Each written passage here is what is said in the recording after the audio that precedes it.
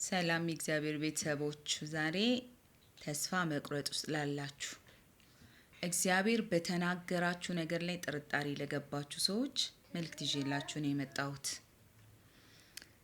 የእግዚአብሔር ቃል ሲናገር ነገሥት ላይ እንደዚህ ይላል። እግዚአብሔር እንዲህ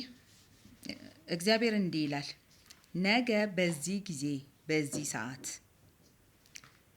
አንድ መስፈሪያ መልካም ዱቄት በአንድ ሰቅል፣ 2 መስፈሪያ ገብስ በአንድ ሰቅል ይሸመታል አለ። ንጉሥ ተደግፎት ቆሞ የነበረው አለቃ ይላል፣ የሰማይ መስኮቶች እንኳን ቢከፈቱ ይህ እንዴት ይሆናል አለ። ያለበት ምክንያት አለው። ይሄ ሰው ካለው ሁኔታ፣ ካለው ምድረ በዳ፣ ካለው ነገር የተነሳ ያስብላል። አንዳንዴ የምናልፍበት የህይወት ነገር እግዚአብሔር የተናገረንን ሁሉ ያስረሳናል። ማለት እግዚአብሔር ያለው ለቃሉ ታማኝ እንዳልሆነ አርገን እንድንቆጥር ያደርገናል። እመኑኝ፣ እግዚአብሔር ታማኝ ነው። የእውነቴን ነው የምላችሁ። ዛሬ አለማመናችሁን ከውስጣችሁ ጠርጋችሁ አውጡ። ያ ሰው አልበላም።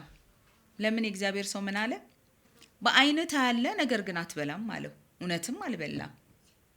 ዛሬ እንደዛ እንዳይሆንብን እግዚአብሔር የተናገረንን እንመን።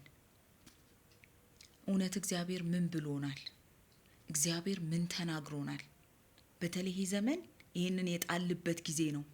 ምን ብሎናል? ምን ተናግሮናል?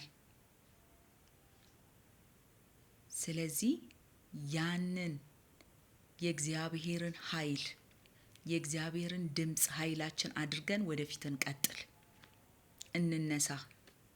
እግዚአብሔር ለቃሉ ታማኝ አምላክ ነው።